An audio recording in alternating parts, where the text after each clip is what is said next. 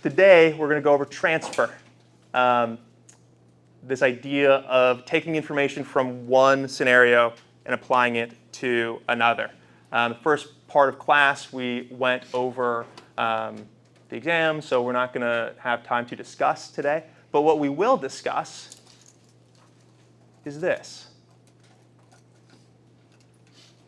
What I would like for us to do is in our groups, I would like us to try and provide as descriptive of an analysis of this, whatever we want to say this is, and have a list of the features or things that we are able to identify here. So like, this feels really, really vague, but we'll see the application of this in a little bit. Like, what do we think is going on here? Talk about it in your group. The idea is that we're going to connect this to something. It seems totally unrelated, so you're going to have to trust me here. What's going on here? List down the features. Try to understand. Dig deeper, thinking about, just what's going on here. So let's do that for a few minutes.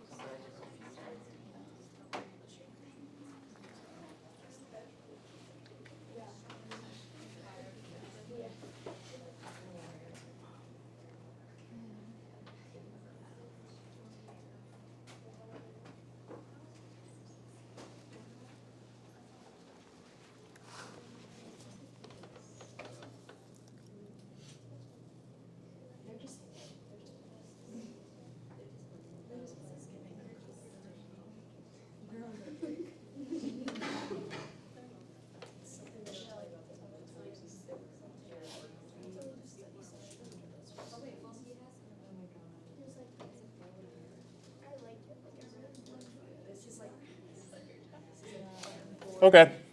I don't hear a lot of description, so I think it's time to move on. Okay, from here, let's see if we can answer this question. What I'd like to do in your groups, the same groups that you were finding features and descriptions of this and analyzing this, I would like you to read this statement, identify the core problem, and try to come up with a solution with your group. And we're going to open it up in class to hopefully find an actual solution to this. If you've seen this before and you already know the answer, please refrain from just spitting it out to your group. We're trying to go through the process. And then once your group has a solution, please let me know. You can just raise your hand or something. I'll be scanning the room, and I can just take mental note of that.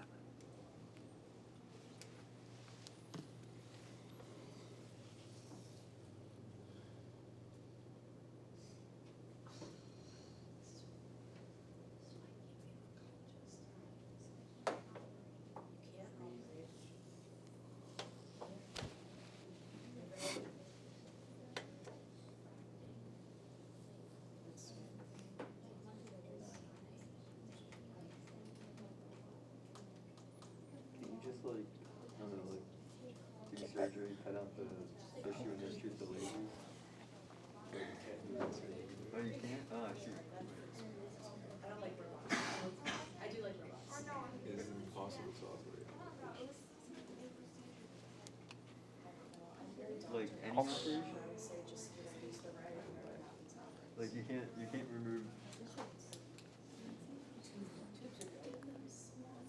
I mean, what can you do to get something out of the cell? Is it should we be using that right? If it's chaotic, yep.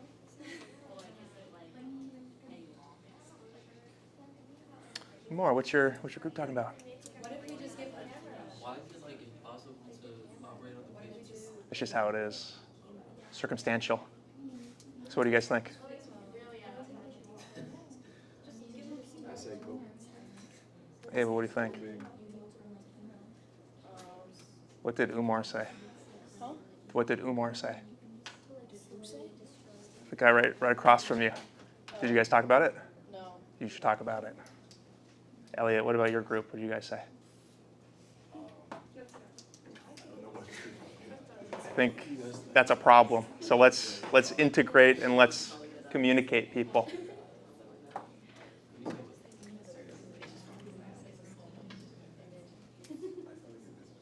we do like a tissue transplant or something?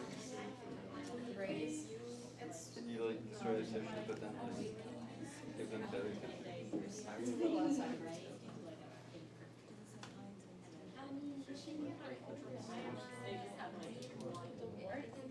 What's it mean by raise? Like EM?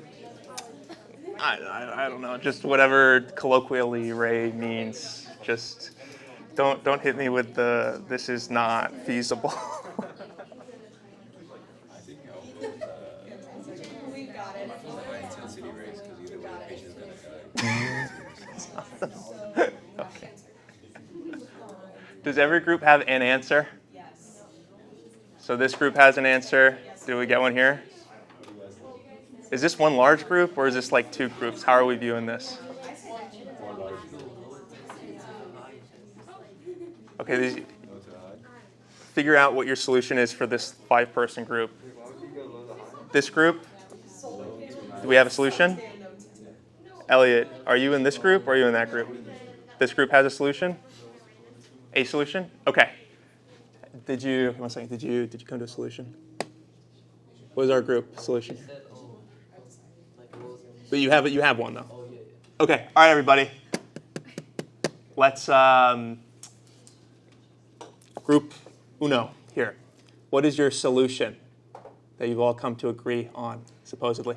I mean, it's technically not a solution, but like, Can you speak a little louder? kind of like hope, I guess. But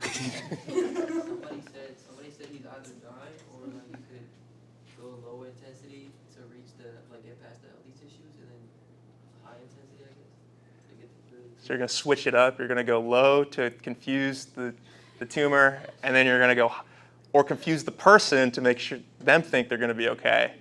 And then you just switch it up and you hit the high intensity, and then everybody dies. Is that the solution? I guess so. Okay, group 1, thank you. Group 2, I said chemo. Oh, wait. what does that mean?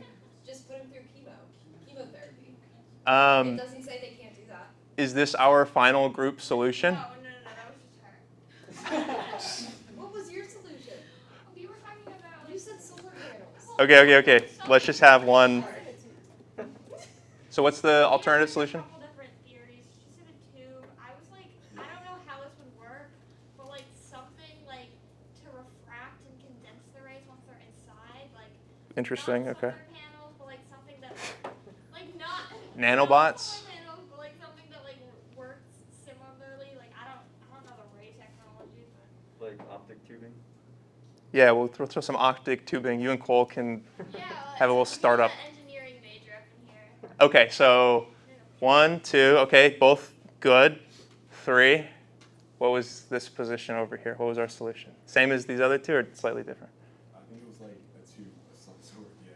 To like bypass. I mean, is the healthy tissue like their outer stomach, or I guess it depends on where the tumor is, because Is it super important or is it just that it's just, I think the main point here is that we have a way to destroy it, supposedly, but it causes a problem. So I think like whether it's in the stomach or not is kind of moot. okay. Well, I think we decided on like some sort of tube to bypass So that like just, healthy tissue. okay, yes. Wait, you were also talking, and she suggested that potentially similar to like chemo, but like just go through multiple treatments of like low intensity, because like I don't know if they're saying that at lower intensities for long exposure that the tumor will not be affected, but like maybe at longer exposure it will be. Okay, good point. Last final group, what was our solution here? We said the ray should be at medium intensity because it doesn't say anything about medium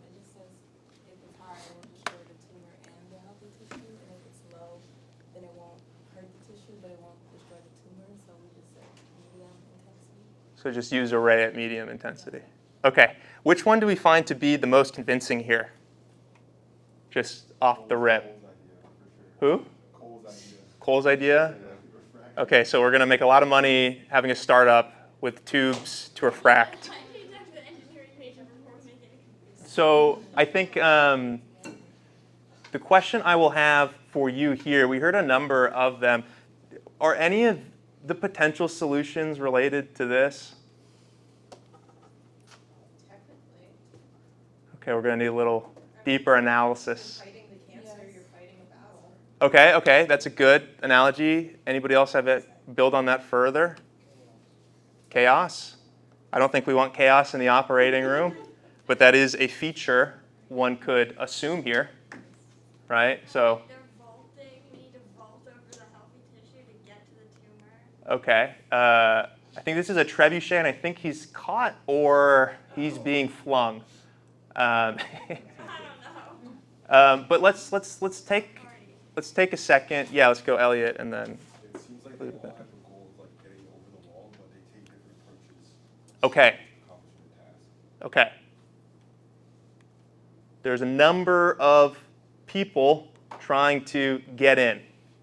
All right, Elizabeth, did you have something? Oh, I was just going to say, this looks overly complicated, and I feel like most of our solutions are overly complicated. I feel like there should be a simpler solution to both of these things. Right. Okay. We will get there. Yes, Khadijah. I was gonna say like they both kind of reflect problem solving, and like I don't know, I'm kind of going off on the readings for this. Sure. One, so I think there's like a similarity there. Okay. I think that's all good. What I want, initially I brought this up. I said, what are the list of features, right? In our groups, let's go back to what those features are. And like knowing that this is the answer to this, what sort of features do we want to attend to? Like what is the problem here? The problem is we have a tumor in our stomach. There is a solution path that is inaccessible to us.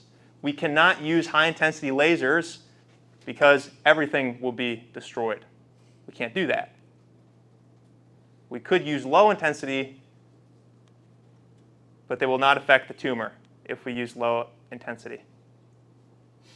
How does that problem map on to this? And the one hint, I think Elliot said this, it looks like everybody's trying to get in. Is there a door anywhere? That doesn't matter. Attacking from all sides. Okay. Right? Does that align with any person's claim, any group's claim about how to solve the problem? Yes, Seva. You can do low intensity from like a bunch of different angles that add up to a high intensity. Yes, that is it. So that goes back to Easter. I think, Claire, you brought that up, right? Right, that was, yeah, okay. That is the solution. The solution here is,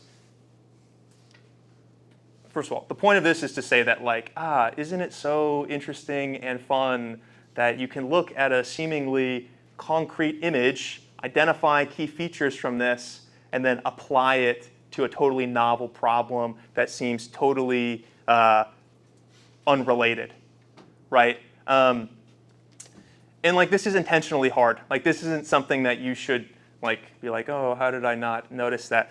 You've all pointed out a bunch of things. Like there's so many features here, whether it's like seeing the trebuchets or whether seeing this reminds you of like Lord of the Rings or something, or maybe it takes you down a path of thinking in some other way. But the point here is that from this, we can identify a set of features, some information, the one in particular here being that the defenses of this castle are such that you cannot get in normally. So you have to sort of overwhelm it, come through multiple angles or sides, come at it through multiple perspectives or sides. And that is the exact solution here. Now, I will accept if somebody says, the wording is kind of hard to make sense of, like, how do we know exactly that, like, if you add a number of lower intensity rays that they will accumulate to have a high intensity effect on the particular point? right? That is a natural suggestion point. To be honest, this is a fairly famous thought experiment. I actually don't know if that's how lasers work. Is that how lasers work? Any mechanical engineers know how lasers work? No. I'm going to assume that this is how they actually function. In particular because this is, I think, a medical process. And I think the allusion to chemotherapy, I do think that this is a part of chemotherapy. But the specific here was like, yes, we can attack it with lower intensity. So the idea here is like we're taking information and we're transferring it. And so like we engage in transfer in every day of our lives. If we think about the very beginnings of how we make sense of the world, right? Lines and edges, we construct these forms. Then it's a question of how, the question is, do we take information from one scenario and apply it to the other? Then the question is, if we do, what governs those relationships or laws of the mind, that allow this to happen? Now, if you were sufficiently primed, it may be the case that you could look at this image and say like, here's the whole set of things going on here. And then you could do a pattern matching solution and say, okay, what are the similarities between this and this situation, which some of you did, and then you identified that, oh, there is a thing that's trying to be accessed, that's trying to be destroyed. I'm making an assumption here. This looks like war. Those patterns seem to match on relatively well here. And the additional information that I get from here is that I can visually see that everywhere is that, the castle is being attacked from all sides. So that is the solution here. And that information is not present here, but the idea is because we're able to construct a well enough representation with enough features, we should be able to take that information and transfer it. Now that is a hard form of transfer, and we'll get into what they are. So that would be considered extraordinary, which is the rare and significant insights judged by others to be highly creative. We know who this guy is? Yeah. And so what is the fable about Isaac Newton here? Does anybody know? And he was like, yeah, that's how it goes, right? It's like, it fell on his head and he started to think about it. He's like, oh, if this is, there's some inciting incident, he observed this phenomena, he identified the features of this phenomena, and then he applied it to mathematics to then construct physical laws. I think that would be the analogy here. But I would say that extraordinary, the exercise that we engaged with, is probably going to be more extraordinary than every day, just because you're not asked to do that task. You're not asked to identify features and then add information, and then, or identify features, then compare that with another situation. But yes, so there's two types: extraordinary and then everyday. This is highly predictable, less dramatic.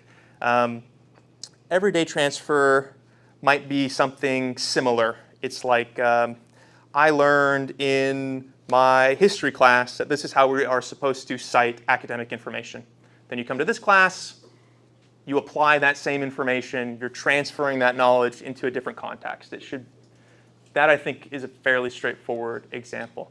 Do these two distinctions make sense? You can think about it just in terms of like how often they happen. Extraordinary rarely happens. Every day is different. What is extraordinary to one person might not be extraordinary to another person. Does that make sense to everybody? But this is the sort of the binary that we're just going to categorize things are. We're just like a basic classification system here. And then another dimension to look at transfer is near and far transfer. Anybody have any guess as to what that means? How long ago did information? It's a good guess, but we're not looking at time here. Yes, Taylor. Can near be like person That is also a good guess, but we are not looking in terms of like physical proximity. We're looking at like near versus far. Oh, yes? Like ideas that are similar and ideas that are not. Yes, conceptually. Yes, so that's what we're looking at. So like, how would we classify taking something from history class and applying it to this class? Would that be far transfer or would that be a near transfer? Yeah, just like a lot of things in this class, it's like how you justify it. Like you could say that the basic formula fits in well, like it's the same expectations between different classes in terms of citation, same structure. So like knowing something here is very easy, it's near, it's close. But like if you were to say something like, I learned about transfer in my class today, and then I go do Brazilian Jiu-Jitsu, and I'm thinking in my head, like, oh, this person is skilled, like, maybe that's not a good example. Let me think of another example. Like, imagine you learn something in this class, which then leads to an epiphany that you have in another class, like in a sport or something, and you apply that. So like, let's say, for instance, you learn about how transfer works, then you go to your Brazilian Jiu-Jitsu class, and you realize that the person that you're up against is not actually like deeply integrating information. So they're not transferring it. And then you end up doing something, like you're able to like figure out what they're going to do and then whatever. So it's like, it's further away, the concepts are not as related, and sometimes you have to go through some like process for the information to actually be applicable. And so that would be like far. And so the clear definitions here are very similar. Conceptually, the steps across them are not that difficult. This one is almost like so similar, I would even like say this doesn't even count as an instance of transfer, like using a fork and a spork.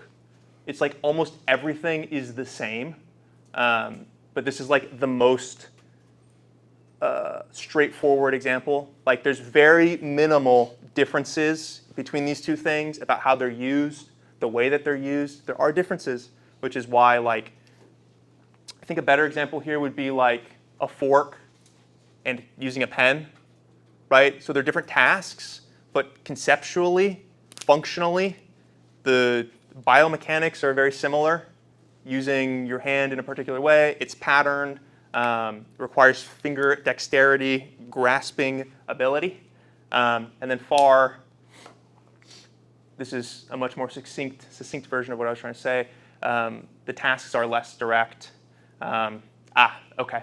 So this one I think is functional. I think like we can see the relationship between what you do with a fork versus what you do with a tractor. This is a tractor, right? Excavator and tractor. Yeah. Do we see the point here, right? Like if you had no idea what this thing was, right? Just imagine that's not there. And I told you, you have to figure out what this thing does by looking at this thing. You could make the inference as to like what this little scooper thing does by analyzing what you do with the fork, right? You're transferring this process here. Yes, so we went over near and far, and then another set of dimensions here are positive and negative transfer. Anybody have any ideas to what positive might mean here before we actually get into it? Adding? Like, I don't know, if it's like I forget the type of psychology, but like positive sometimes means like adding to the system and negative means taking away. Okay. Conceptually, I'd say yes, but specifically, I think we're looking for something a little more colloquial. It's just the general idea of what positive means. Yeah. So like going off of what Terrence said too, it like adds. So like positive transfer, the information that you get from knowing how to use a fork positively influences your understanding of how the excavator works without having prior experience to it. Negative transfer would be the opposite. You try to transfer information from one scenario to the other, but then it ends up not being helpful. Does anybody have any idea as to, okay, oh, this one, okay, this is a perfect example, right? If you learn how to play softball first, do we think that's going to have a beneficial impact on your ability to hit a baseball? Why? Similar motion. Similar motion, again, similar biomechanics, hand-eye coordination, similar stance. What are the differences? Ball size, distance to the pitcher, field size, angle, spin on the ball, pitch type, whatever. But we can see that despite all those things, we're going to make the claim here that generally this is more helpful than otherwise. Anybody have an idea of negative transfer? Let's see if anyone else has any.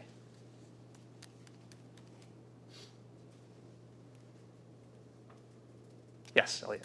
Like, if you were conditioned to think in a really like technical way in your classes, and then you end up enrolling into a humanities class that relies more on like emotional intelligence or psychology, Right. that may hinder your ability to like perform the class. Right. So there's a, generally we could say there's like a way of thinking, a pattern of thinking that you're applying to another situation that either leads to either saying something that's probably not advantageous given the situation or not thinking in a way that's advantageous in the situation. Is that favorable? Anything different from over here from? Kind of similar, not entirely. I was thinking about also like social dynamics. Yeah, that's Like, fine. if Perfect. like obviously the way I interact with friends is going to be different than the way I interact with academic settings. If I'm like bringing in those like more relaxed dynamic roles into an academic setting, it's going to mess things up. Right. I think that's a good point.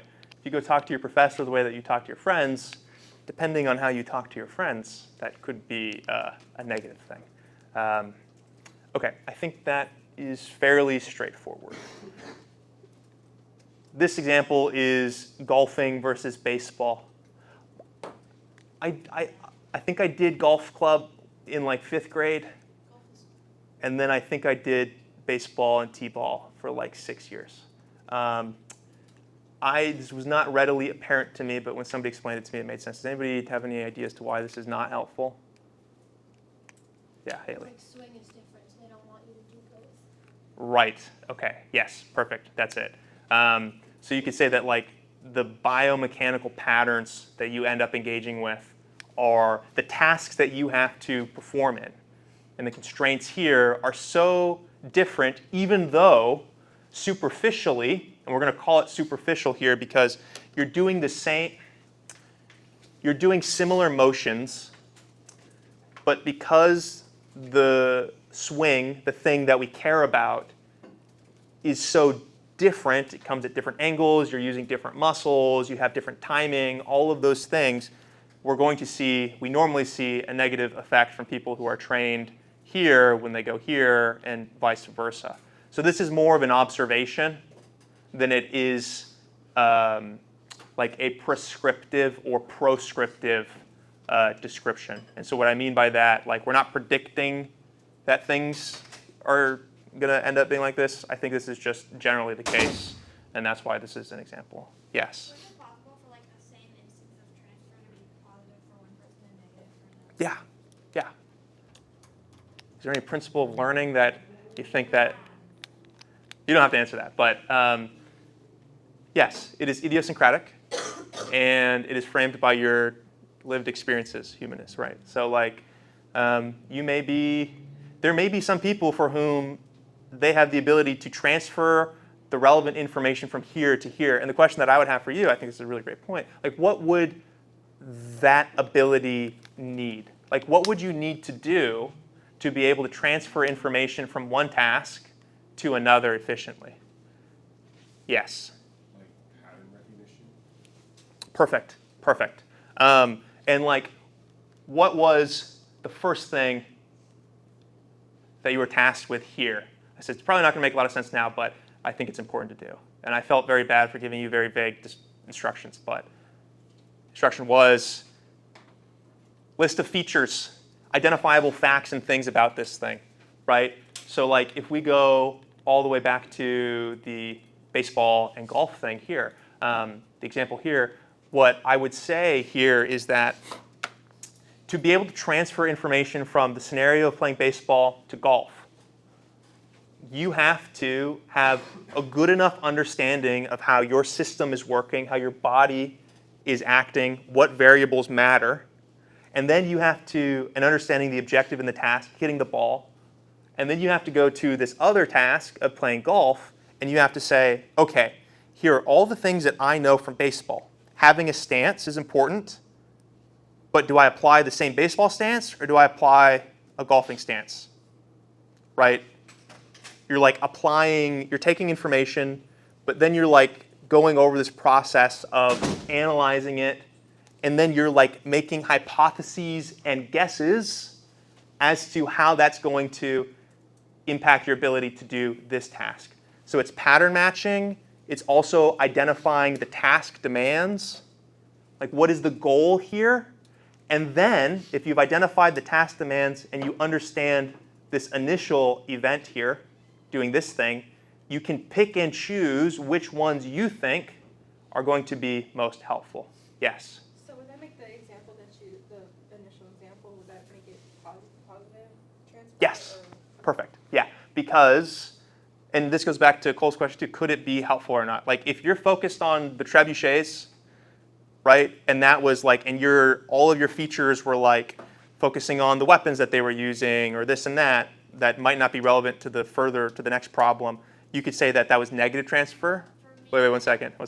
And then, but if you were able to identify the core points and then see how that maps on or relates, then yes, that would be positive. Yes? An example of negative transfer for that for me is I was looking for a door and I wanted the door to be a mouth. And so I was going to think Oh, the interesting. answer was going to be swallowing something because like I was looking for a door in the photo and I thought I maybe saw one, but I couldn't tell what was going on. Maybe, That for me was negative. yeah, maybe if I gave you a photo of like Jonah and a whale, that would be more useful, or Pinocchio or something. But yes, Terrence? No, nothing? Okay. Does this make sense here? Like positive, just think about it like, was it helpful in accomplishing the task? Was it not? Right, okay. So transfer is an interesting psychological construct. One position is that like there actually isn't transfer, and like this psychological position is that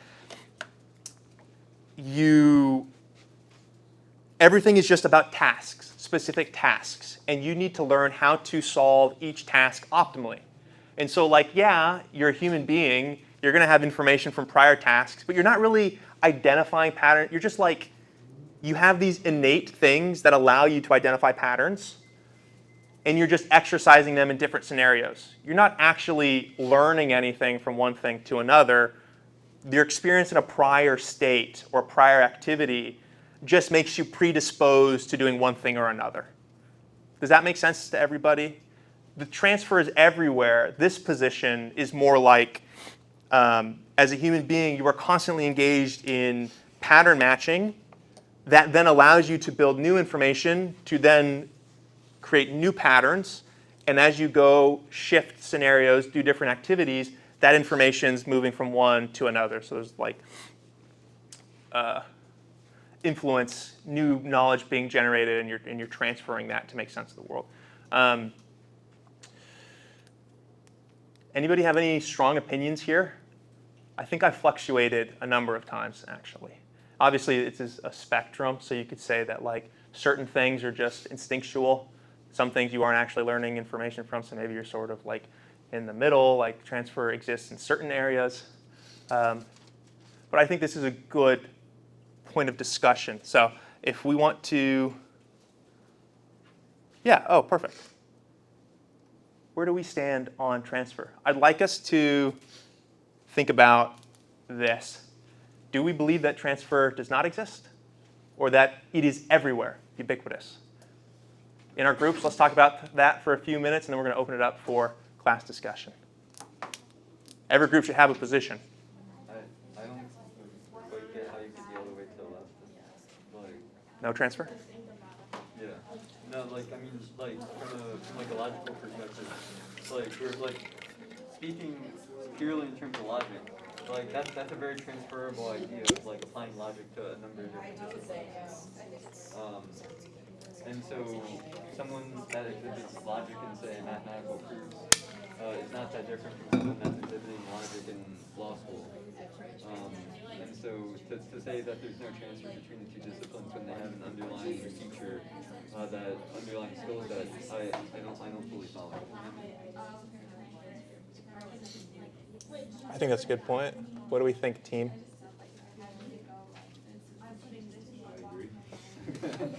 Concur? That'll be your position? Or do we have any? What do we think?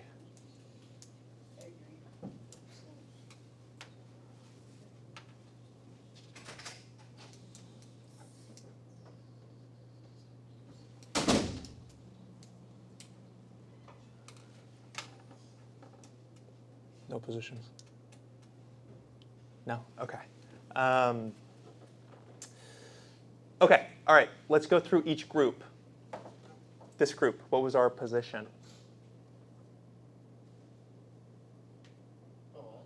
Yeah. Did we come to a consensus?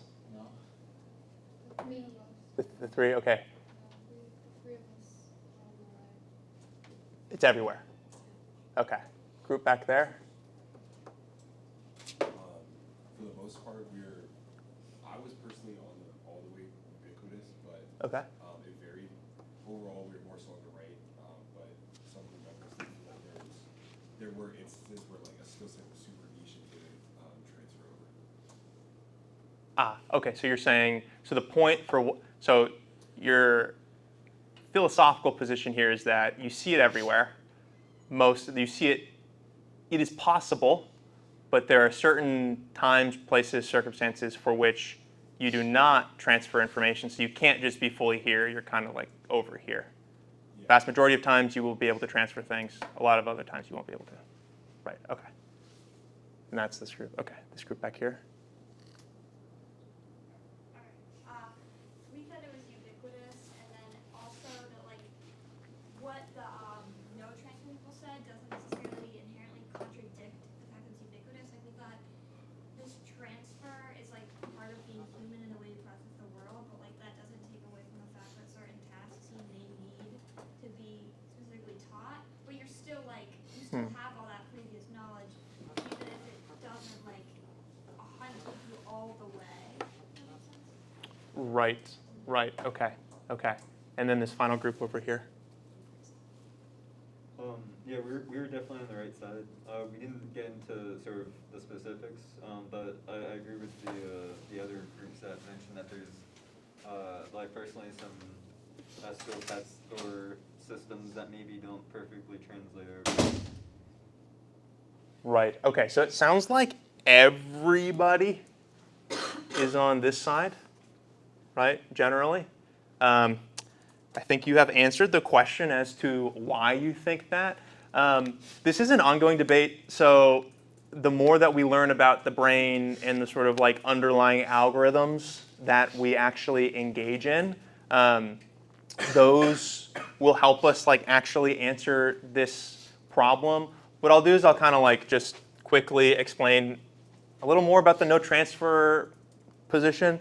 This position is like, from like first principles, imagine you're a computer and you can like only categorize things one way or the other, right? Like binary, 0 or 1. This is this or this is that. And you really can't learn anything more than that. Like you just have, when you're in a scenario, it is a unique scenario, and you just like look into your computer mind and you classify it as this or that, like your perspective, how you see it, or whatever. And that's dependent on just your state.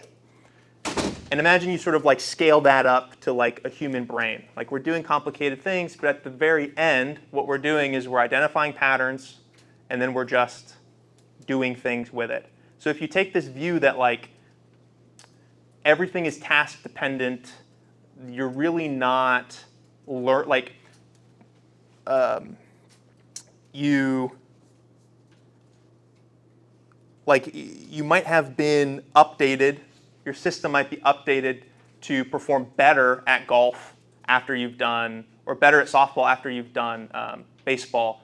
But like fundamentally, like you've had all of the capabilities here. It's just about like the description. I don't think it like stands up super well, this argument. I do think there are certain areas where it's hard to transfer. But like the general idea is just like for why there's no transfer, is just like, just think of the word like task dependence. Like every task is idiosyncratic, every task is unique to the point where if you actually want to solve that task, it's about completing everything. And so like you may have a predisposition to do things, but that's not really this idea of like taking new knowledge and transferring it to something else.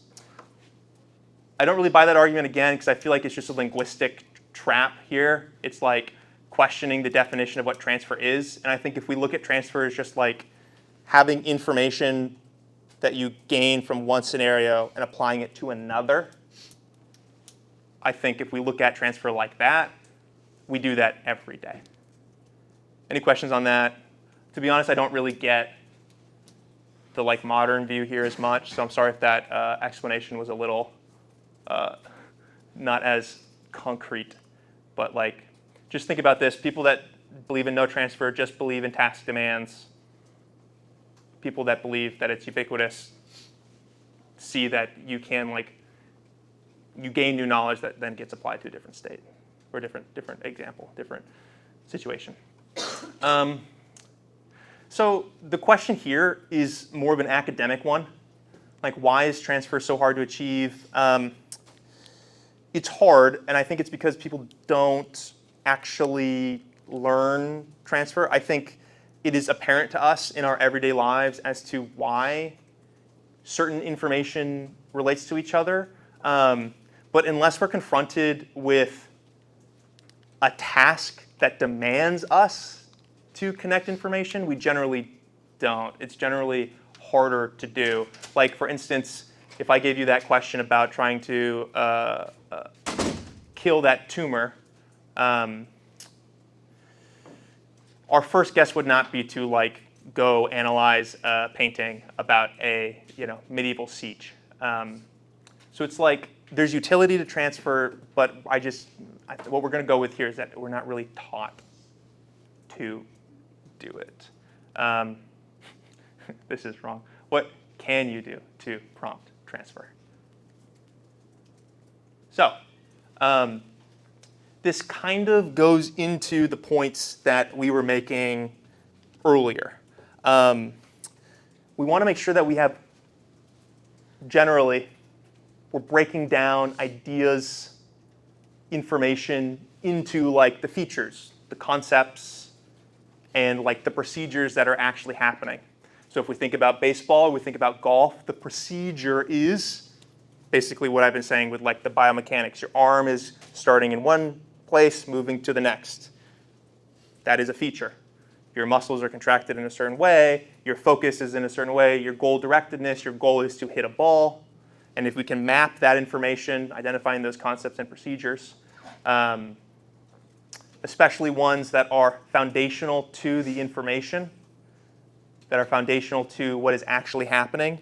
Like if we pared down all of the information about the siege photo, we could reduce it into like these foundational concepts of trying to get in, trying to, like if we were to draw an abstract representation, we'd have like a circle, and then we'd have like a bunch of people coming in at different sides. And that thing is a lot easier to map onto our cancer problem than it is, if we're just like looking at these more less foundational aspects. And so focusing on that, trying to think about how we understand the topics in a different way, I think is the essential takeaway here from transfer. Break things down, identify the features, try to understand what's happening here, and then trying to think what we can do to how this applies to our actual problem. Does that make sense? I just want to make sure that that is clear. And I'm going to say again, like, identify features, core attributes, core concepts about what's happening. And if you can identify those, distill those, it's more likely that you can like take those principles and apply them somewhere else. When we deal in the realm of specifics, it's harder to see how these general ideas are applicable elsewhere. Okay. This, I think, is also continuing here. Are there any points here that we have not covered? Present key concepts, create a learning environment. Okay, this is something that we have not covered here. And we will, okay, I just think this point here is super important, the socio-cultural dimension of transfer. This goes into task demands. If I do not create culture is a part, I'll start here, like culture is a part of how we view these problems. If I were to give you, again, the siege photo, or another professor gave you the siege photo, you're probably going to be primed to think about them in slightly different ways, just based on all of the information that you've learned from this class, also the sort of like expectation that you come to know from my asking certain questions or whatever. And this comes into this like socio-cultural aspect of like what's going on here in this classroom. And so a big part of this is to say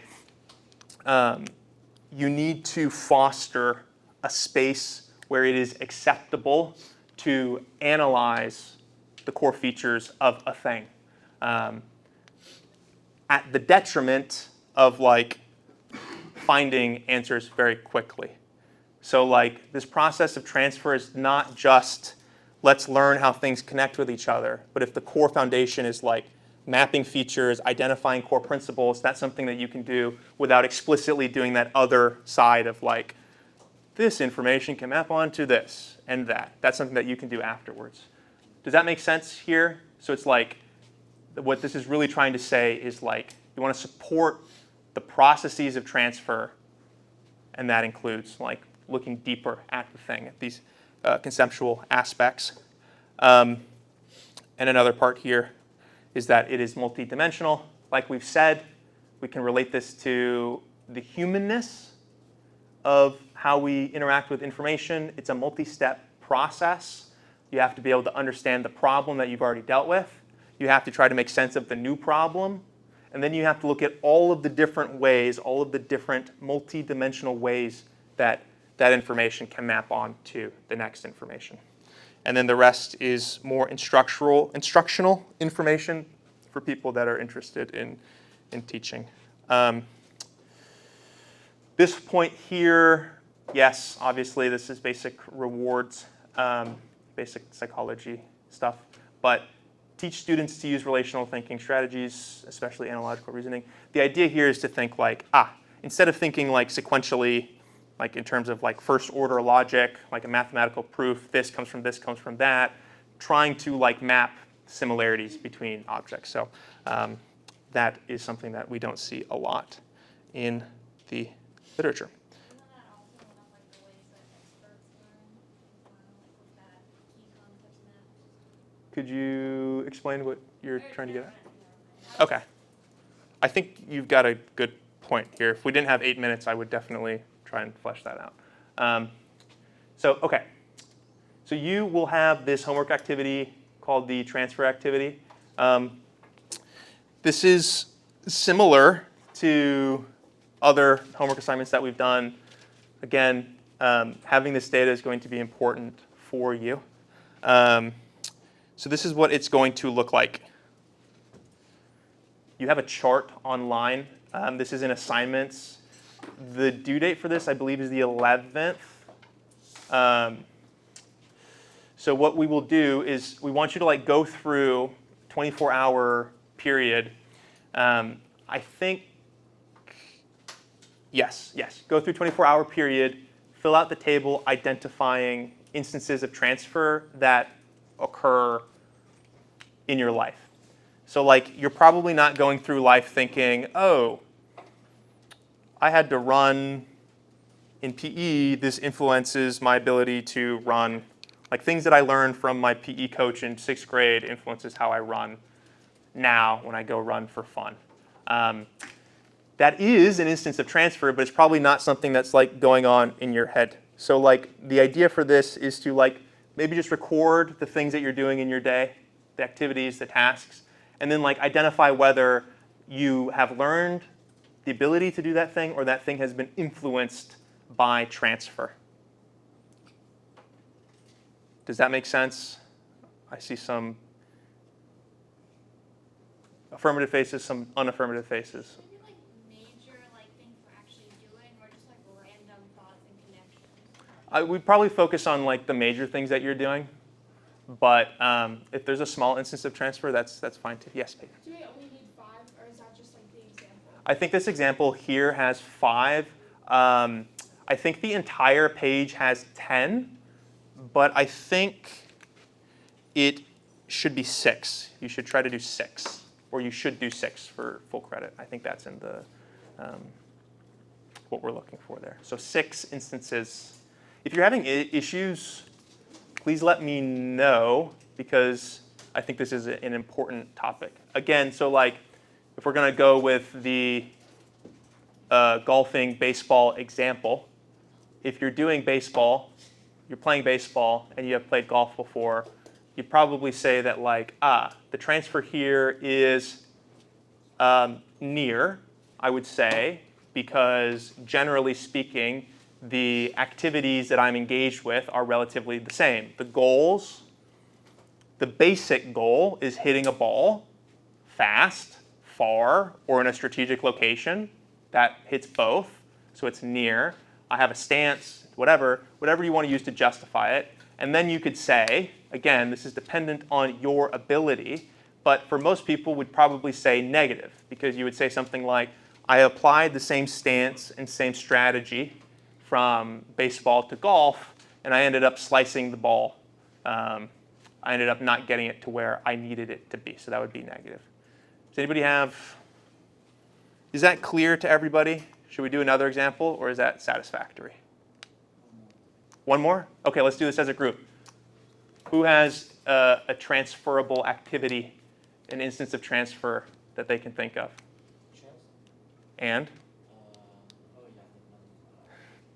Yeah, so you got to think about like the thing that you're doing or the thing that you have done and how it relates to the next thing. So how do those things map to each other?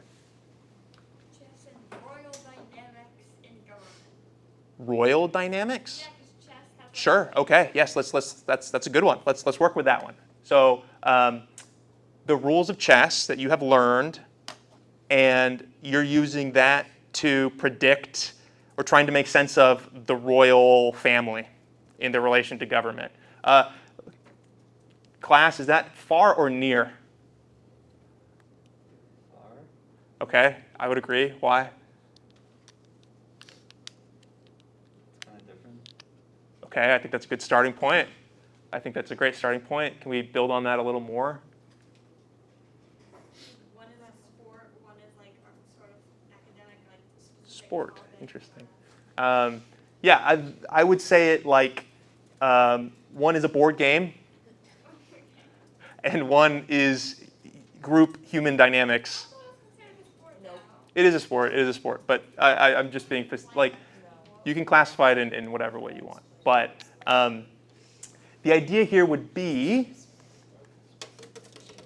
the information that you've learned from chess, like how to play the games, and like maybe we could be more specific here, like being able to understand how royal dynamics work. You could say that the game of chess focuses on like winning. It's a board game. There are fairly constricted movements.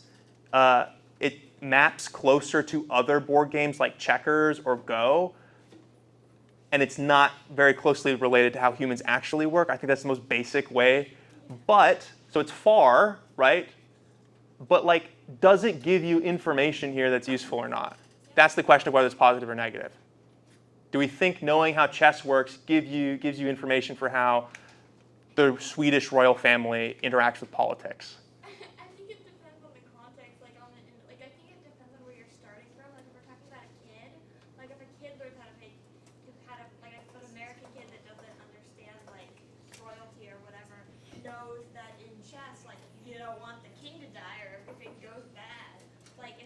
Sure. They're going to a very fundamental government block, and I think a positive transfer, because now they know kind of like the power structure that exists, but like at a higher level, if you're trying to apply the specific dynamics of chess to like high level government, like with more specific nuances, then that's gonna be negative.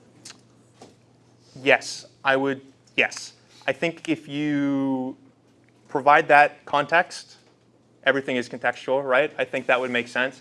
For me, if I were to just give a basic explanation, I'd probably say, like, yeah, if it's just like how important the queen is or the king is, maybe, but that also requires like additional information. I'd probably just say negative no. The rules that you learn from chess are not going to help you make predictions with how the Swedish government or any royal family interacts with the government. Okay, so that's due on the 11th. I'm going to be in my office. It's like right down here if you have any questions. Otherwise, thanks for coming. Also, you all did a phenomenal job on the learning demonstration. Thank you.